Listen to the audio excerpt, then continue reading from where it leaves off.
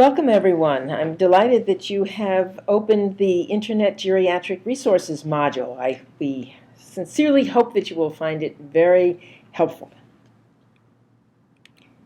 This is a picture of me when I was all dressed up at my niece's wedding a few years ago, but it gives you a clue as to what I look like as you hear my voice. I'm Elaine Gould, and I'm manager of special projects at the Hartford Institute for Geriatric Nursing, and also principal of a consulting business that I have called Aging Awareness Initiatives. Okay, let's talk about this module for a minute. It is an online module of the Consortium of New York Geriatric Education Centers, and it was developed by the Hartford Institute for Geriatric Nursing at New York University College of Nursing. You will see the websites for the CNYGEC and for the Hartford Institute that are very helpful, and also the Hartford Institute's clinical website called Consult GeriRN, and we're going to talk more about those actually on this Internet Resources module. The CNYGEC is a consortium of 4 academic partners, and we are committed to training a wide range of health and human service professionals and interdisciplinary faculty throughout New York State. And there are really 5 partners here, 4 major ones: Mount Sinai, New York University, Columbia University, and the GREC, which is the Geriatric Research Education Clinical Centers, which is part of the VA system, and it is funded by our overall partnering group of HRSA, the U.S. Department of Health and Human Services. So in this module, we have a few objectives for you, and we hope at the end you will be able to describe geriatric nursing Internet resources that come from the Hartford Institute for Geriatric Nursing, from government websites, from digital repositories, and geriatric and other kinds of nursing associations and gerontological and geriatric associations that are national throughout the country. So if we talk about an introduction first about trying to understand geriatric Internet resources, I'm sure that you realize that you can type in some keywords into the Internet and you get inundated with all kinds of possibilities. Some of them are .orgs, some of them are .nets, some of them are .infos, and some of them are .coms. And it can be a little bit daunting. So what we're trying to do here is cut through some of that. It's certainly not exhaustive by any means, but we think they're ones that are particularly useful for healthcare professionals. And so we decided to do this because really we know that learners are really demanding more flexible, convenient, and affordable options in obtaining information. And particularly those professionals who are in rural areas who do not have easy access to educational opportunities. The need for online educational opportunities has really been very significant. Online learning of any kind doesn't really replace the good old face-to-face learning and mentorship that comes in an environment when you have another professional or colleague who you think is doing a terrific job and can teach you something. But nonetheless, this is still very useful. There's great opportunities for collaboration and sharing of resources among people throughout the country. And so online learning should be part of a robust offerings of learnings, and that you get information from a variety of sources. And it's really a fabulous way to enhance skill development and to enhance an institutional's commitment to the care of older adults.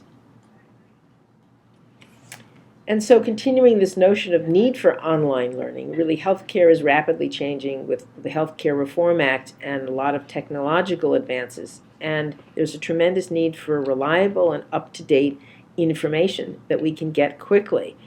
And healthcare professionals are increasingly using the Internet for this information about best practices and patient care. And we know that one of the difficulties of this is finding time to get on the Internet. Not all of your work environments allow you to do it right on the job, particularly at nursing stations. But if once facilities can figure out how to do that so that at least people will have access to their professional sites, even though they won't have access to shopping sites. Once they're able to figure that out, then I think that the information that we're providing to you will be even more useful on a need-to-know upfront basis. So there are a lot of benefits for healthcare professionals to online learning. You can do it at your own pace. It reaches hard-to-reach learners, those particularly ones in rural environments. It provides alternate learning modalities, different ways of learning, and it enhances communication with other learners really throughout the U.S. It's just remarkable how here at the Hartford Institute we have something called the Niche Project, where over 300 hospitals join together and they communicate with one another, and they have the same learning opportunities. And it provides flexible learning schedules.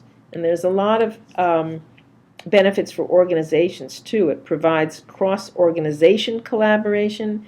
It allows for presenter flexibility. It circumvents attendance barriers. It validates the learner's expertise easily. And it relieves a lot of pressure for facilities to provide release time for people, because unfortunately they can now easily suggest that you do this on your own time after work. And if that is the case here, we thank you very much. So the online learning range really is that we find just nuggets of information on the internet. We can take professional continuing education courses. We can complete certificate programs, and we can even have full degree programs that are online. And so if we start looking now at clinical resources for the care of older adults, we will mention a few of what we think are the best sites. And needless to say, we think that Consult GeriRN is one of the best out there. It's the clinical website of the Hartford Institute for Geriatric Nursing. It has over 20 topics, and it provides different levels of information: immediate information, nursing process and protocols, and additional resources. And it also particularly has even videos from the Try This assessment series, and I'm going to go into more of that in just a second. But Consult GeriRN is not just for nurses. We have found that physicians and social workers and pharmacists and OTs and PTs and all kinds of professionals in the field of healthcare have found the information on this website very useful. And there's Hartford IGN, which is the main portal for the Institute, has additional information and other ways of getting to Consult GeriRN. So you will see here is the continuing education. We have an e-learning center, and this is the continuing education portal for courses and tools and best practices, and you will find that on the main website of the Hartford Institute. And it's geared to improving care for older adults, both in clinical settings and in the integration of geriatrics into academic curriculum. This is the home page of the Hartford Institute for Geriatric Nursing, and you will see that the Institute has 4 pillars, as we call them: the practice pillar, the research pillar, the education pillar, and advocacy and policy. And you will see that the HIGN e-learning center is highlighted there, as well as Consult GeriRN. And there is a forum for discussion as well in that process. And if you work for a hospital and the hospital really wants to make a commitment to enhance elder care, they can join the niche program, and you can click on that subset to find out about all kinds of wonderful resources that will be open to you if your hospital becomes a member. And if we go to consultgerirn.org, that is the clinical website of the Hartford Institute. This is what we talked about. It has just a fabulous array of resources, and you can find information in three ways. Either you can use the search box on the top, excuse me, or you can select evidence-based geriatric topics. If you're interested in dementia or in incontinence, you can just pick from a menu that will drop down. But if you don't really know what the content area is that you need information on, you can go in by understanding and reflecting on what a patient's particular symptoms are. For instance, acute change in mental status or pulling out tubes. And that, in fact, will track you to the appropriate topics, such as in the pulling out tubes, it would track you to the possibility of delirium. And so there's many ways. It gives you, again, the levels of resources. We call a stat section, need help stat, which is 10 things that you should do right now if your patient is pulling out tubes. And then if we can help solve your problem, immediately you will come back for want to know more or to go to the many, many resources that are available. So it's not just for nurses. There are over 30 topics. The content levels, there's 3 levels of depth, as I just described, and many and varied resources. There's case studies, there's modules, there's listservs, there's research data. And we have what's called the Try This series. It's a Try This assessment series. It's over 33 one-page back-to-back authoritative resources on assessment instruments for older adults. Provide a quick review of the topic, assessment process, and additional resources. It includes the actual instrument. These are updated every year, and they're available to be printed out as PDF formats on Consult GeriRN. These are some examples of them. There's also the How to Try This assessment, which is videos that correspond to the actual assessment instruments. So some of them are confusion assessment methods, inappropriate medication use in the elderly, the mini-cog. These are just, and then we have a whole series on dementia, managing delirium in persons with dementia, and recognizing dementia in a hospitalized elders, all kinds of topics that you will see when you explore that website. This is what the Try This series looks like, with the actual scale on the back. And this is just a slide about the How to Try This series, which are these videos that were made in conjunction with the American Journal of Nursing and the Hartford Institute. And there is a printed series that goes along with these two that were published in the American Journal of Nursing.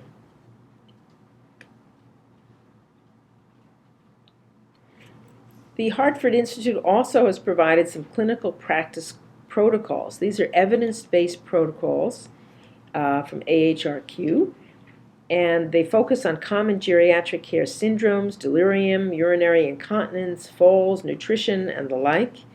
There are full chapters in a book that we have published as well, and all of these protocols are available on Consult GeriRN under the Resources button. We also have hospital nurse geriatric competencies.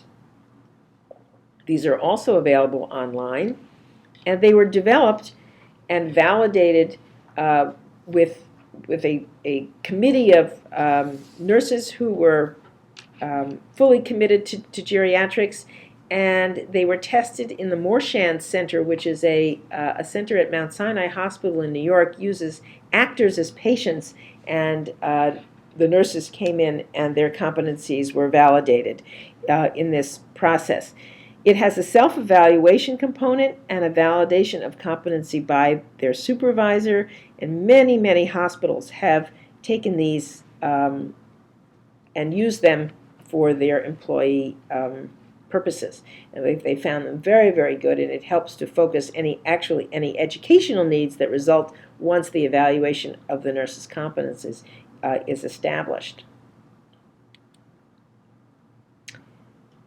We have also found that nursing homes are really an important clinical placement site. Nursing homes can address student objectives that if they're interested in continuity of care and exposure to exemplary models. Nursing homes can serve as sites to address nursing students' experiences, and nursing homes can offer an opportunity to build competencies as well. And so the Hartford Institute has 6 web-based modules to help faculty select and use nursing homes as clinical sites, and this is also on our website. The Module 1, and some of these modules actually will be available as part of the Geriatric Education Center activities as well. An overview of nursing homes generally, an overview of nursing in the nursing homes, content of resident-directed care and culture change, selecting and structuring clinical placements in nursing homes, a case study to help faculty introduce resident-directed care and culture change, and strategies to help nursing homes position themselves as a clinical placement facility. So again, you should explore the Hartford IGN website and consult GeriRN because you will find a wealth of material that will be useful to you. So moving on from those, there are government sites that have really good clinical resources on aging as well. One that I want to particularly mention is the NIHseniorhealth.gov. That stands for the National Institute of Health. It's excellent topic information for both clinicians and older adults. And if you go to the NIA, National Institute on Aging website, which is nih.gov/NIA, particularly you should notice on that website is the publication pages. They have wonderful resources. They are all free. They're all downloadable as PDFs, or you can order them in hard copy, some of them still from the government, although they may want to be saving money now and not provide them in hard copy anymore, but you can print them all out at no charge. Particularly important are ones that are called age pages, which are brochures, and a wonderful pamphlet called Talking with Your Older Patient, a clinician's handbook, which I highly recommend that every facility just download and print out and give to every provider. This is a screenshot of the NIHseniorhealth.gov website, and it has all kinds of wonderful information. This easy-to-use website features health and wellness information for older adults. You can find the topics by alphabet, or you can find the topics through some major categories that they have put there also in a listing. And if you were to click on falls, for instance, you would see the table of contents, and this is the kinds of things that they tell you about the topics. They have an introductory section about falls.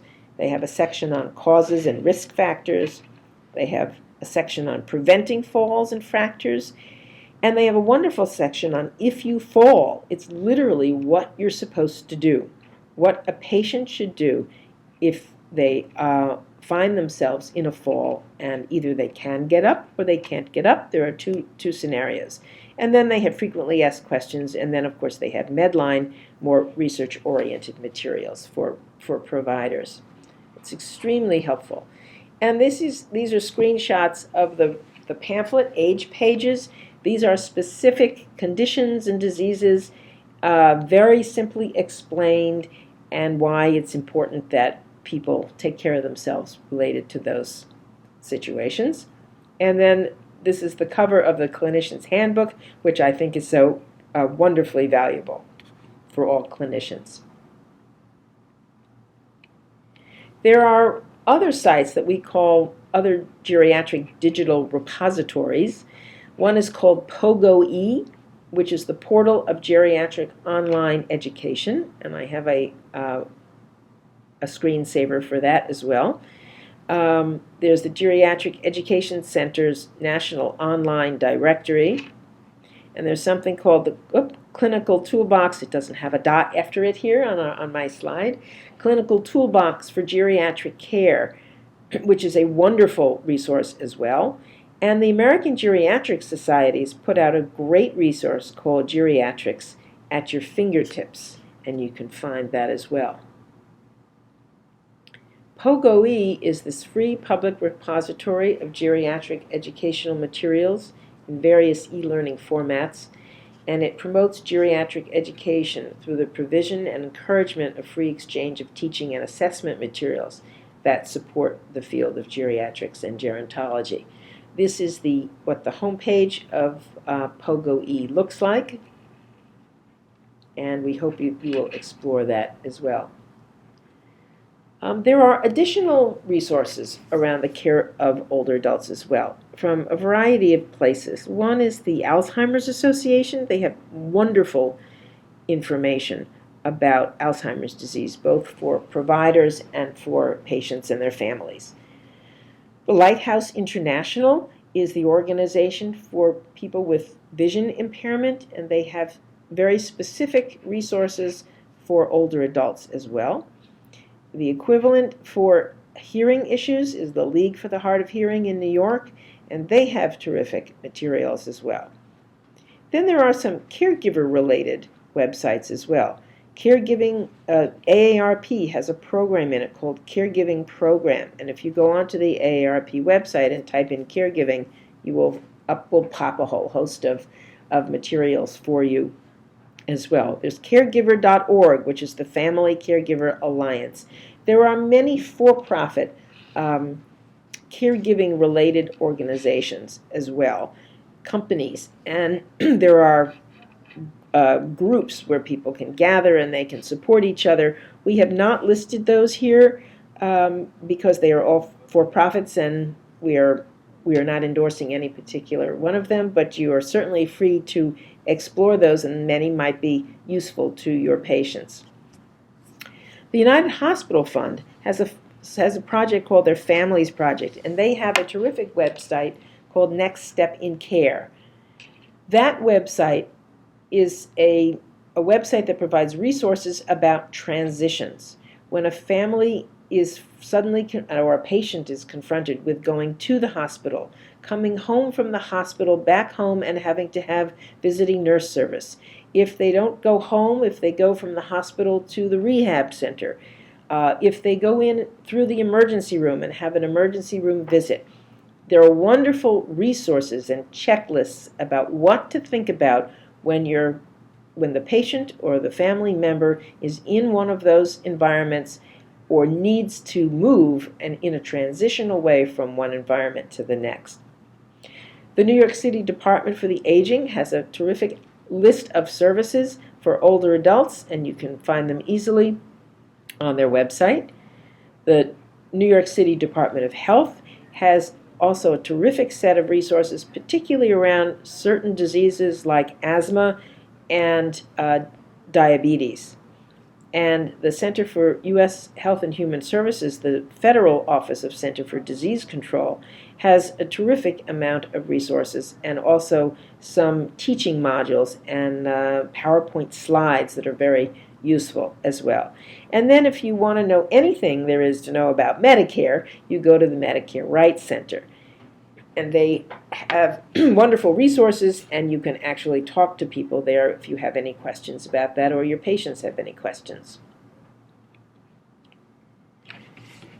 There are many, well, not many, but several geriatric nursing organizations. These are national organizations that focus on geriatric nursing, nurses who take care of older adults and who have a special understanding and skill set around the care of older adults.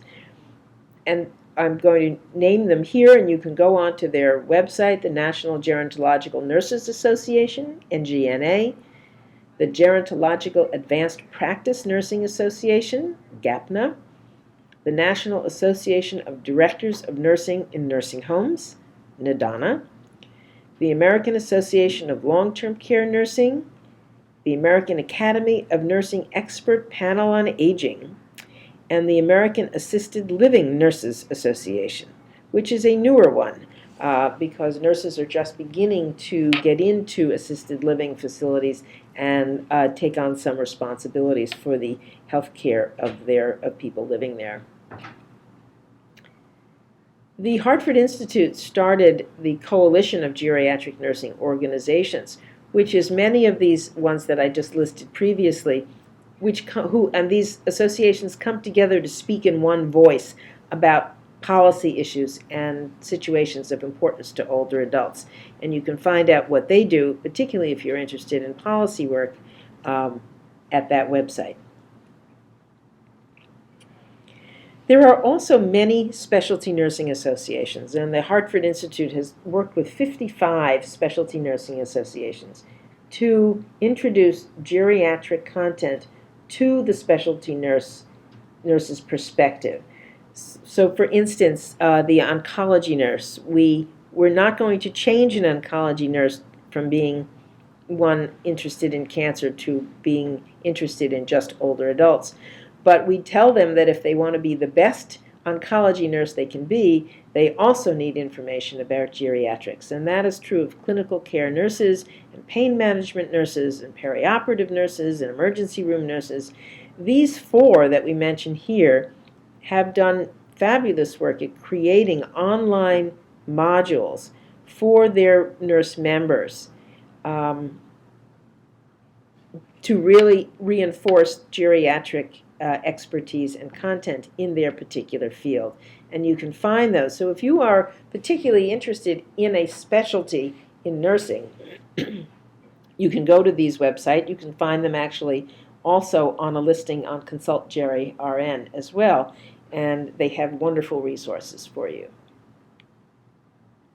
There are associations representing long-term care, and each of them has a website, and each of them has some materials. The Pioneer Network, the National Citizens Coalition for Nursing Home Reform, the Advancing Excellence Campaign, the American Association of Homes and Services for the Aged, the American Healthcare Association, the American Medical Directors Association. All of these have websites, and all of them have resources that will be useful to you. And there are gerontological associations, too. There's an association for everything in this country. So one is the Gerontological Society of America, GSA. It is famous for its way of gathering anyone who's interested in the care of older adults together. The American Geriatric Society, AGS, also has a variety. I mentioned it earlier. It has the geriatrics at your fingertips. It is more of a specific clinician, geriatrician, and geriatric nurse practitioner membership, but they have very useful information.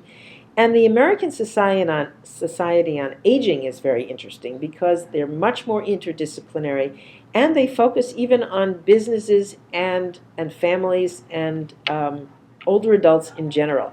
And they have a wonderful series of live webinars, and then those live webinars become archived, and you can reach them again. You can get them without being a member, but I believe that there's a discount, of course, if you are a member. And then every state has their own state society on aging. I listed the New York one here, but you can find that in your states as well. And there are geriatric journals. GN is one of the major ones about geriatric nursing. There's the Journal of Gerontological Nursing. There's Research in Gerontological Nursing. There's the Gerontologist and the Journal of American Geriatric Society. And you can find all of these as you explore. Aging, and I will say actually that we don't have a slide on this, but you should also look for geriatric education centers. There is a national network of them. And if you just type in geriatric education centers, NAGIC is the National Association. They will come up and they will connect you with any geriatric education learning opportunities that are in your state. We, of course, work with the New York Consortium, the Consortium of New York Geriatric Education Centers.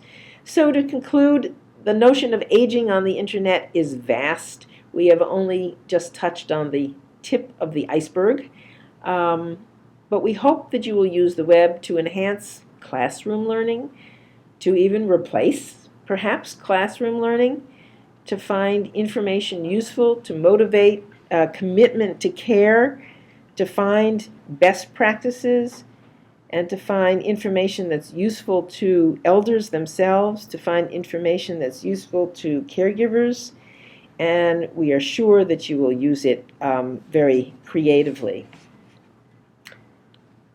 So we hope that you will take the remainder of this hour allocated to this module to really explore all of these sites. If you go back again to each one, those are live links, and you should be able to click on them. And they will take you to these sites, and it will open up a world of resources and information to you. There is a PDF that's available in the course materials associated with with this module, and it has a list of all the websites listed in this presentation, so that you can certainly take advantage of that as well. And I would also suggest in your time while you're still working with this module is to explore key geriatric words of interest to you in your work. So with that, we thank you very much. Congratulations on the completion of this module.